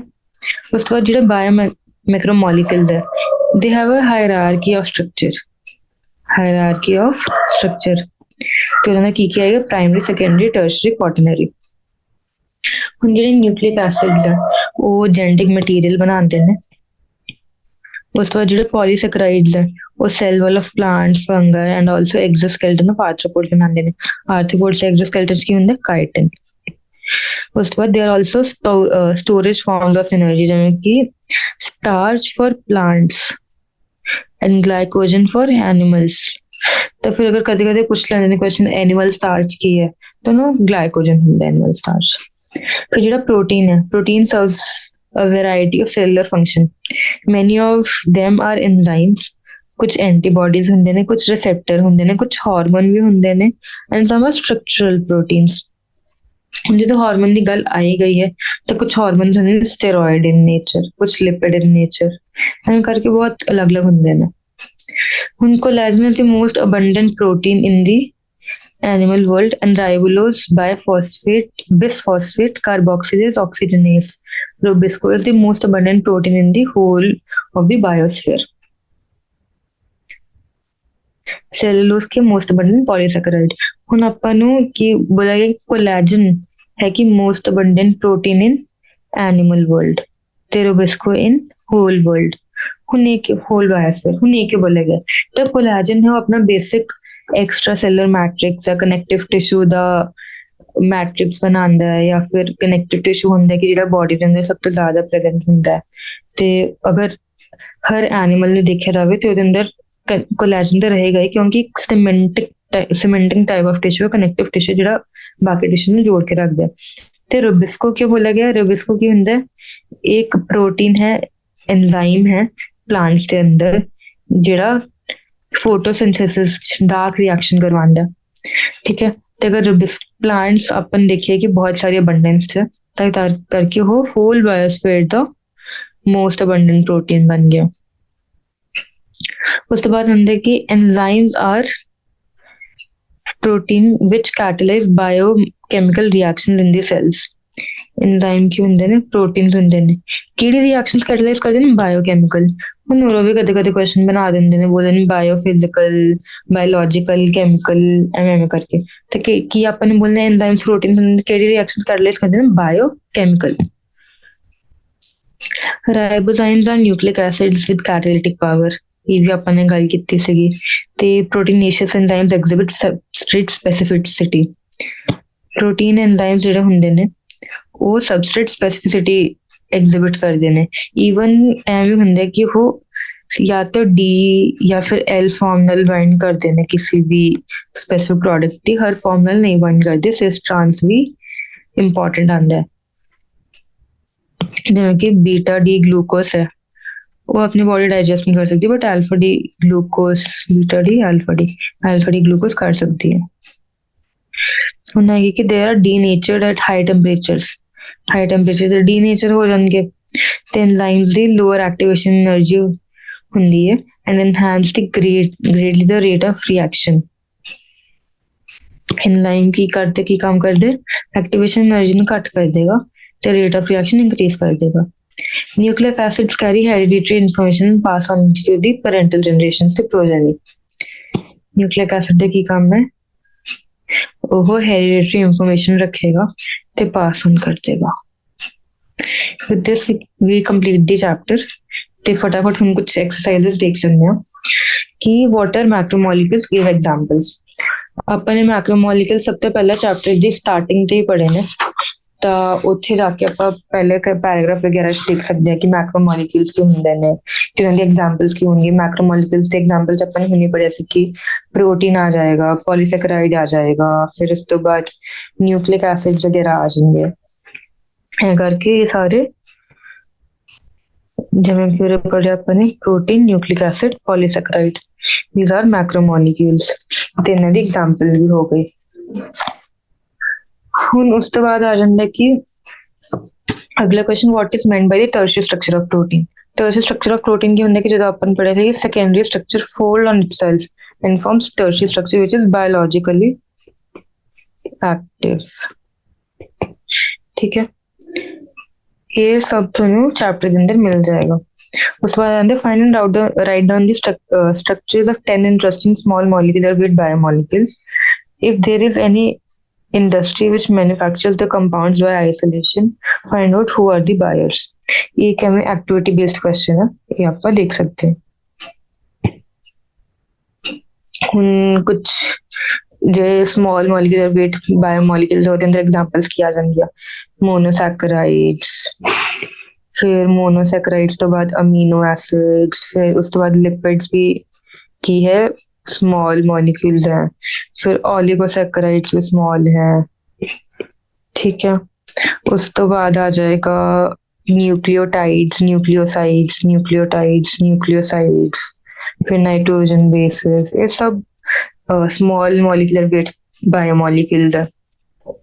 Monosaccharide the basic example Glucon D.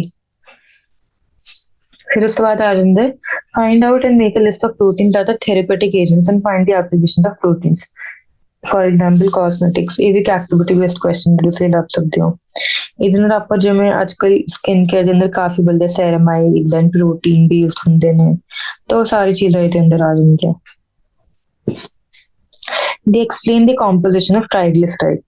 Triglyceride the composition ਆਪਾਂ ਨੇ ਹੁਣੇ ਰਿਵਾਈਜ਼ ਕੀਤੀ ਸੀ ਕਿ ਹੁੰਦਾ ਗਲਿਸਰੋਲ ਪਲੱਸ ਫੈਟੀ ਐਸਿਡ। ਹੁਣ ਫੈਟੀ ਐਸਿਡ ਇੱਕ ਹੋਵੇ, ਦੋ ਹੋਵੇ, ਤਿੰਨ ਹੋਵੇ, ਇਹਨਾਂ ਸਭ ਨੂੰ ਹੀ ट्राइग्लिसराइड बोलांगे। तो अगर ट्राइग्लिसराइड के अंदर कोई अपने फॉस्फेट नाइट्रोजनस बेस ऐड करता है तो फॉस्फोलिपिड भी बन जाएगा, स्फिंगोलिपिड भी बन सकते हैं अगर स्फिंगोमाइलिन वगैरह ऐड करते हैं। Can you attempt building models of biomolecules using commercially available atomic models?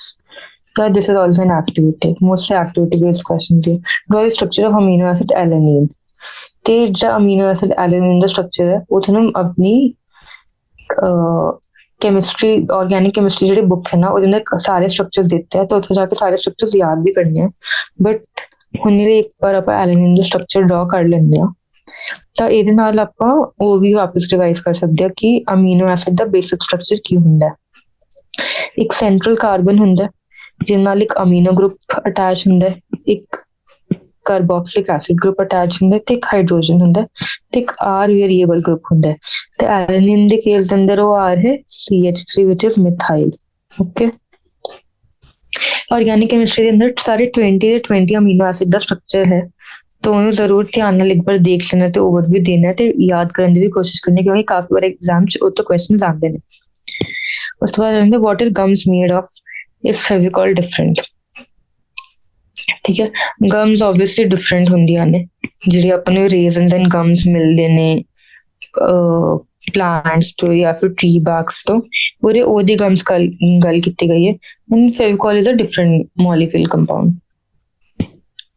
Find out a qualitative test for proteins, fats and oils, amino acids, and test any fruit juice, saliva, sweet and urine for them. This is also an activity-based question.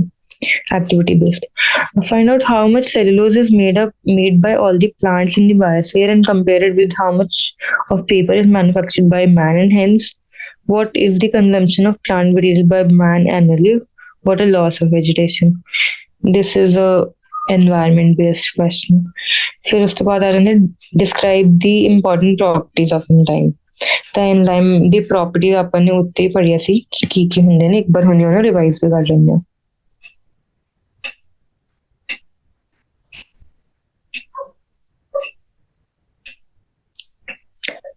ਇਹ ਤਾਂ ਦੱਸਿਆ ਗਿਆ ਕਿ ਕੈਟਾਲਿਟਿਕ cycle ਕਿਵੇਂ ਹੁੰਦੇ ਨੇ, nature of enzymes। ਉਸ ਤੋਂ ਬਾਅਦ ਦੱਸਿਆ ਗਿਆ how do enzymes bring about such a high rate of chemical reactions, ठीक है। उस तो बाद आंदा है प्रॉपर्टीज ऑफ एंजाइम्स किवें किवें रहंदियां ने, ਉਹ ਉਰੇ ਦਿੱਤਾ ਹੋਇਆ।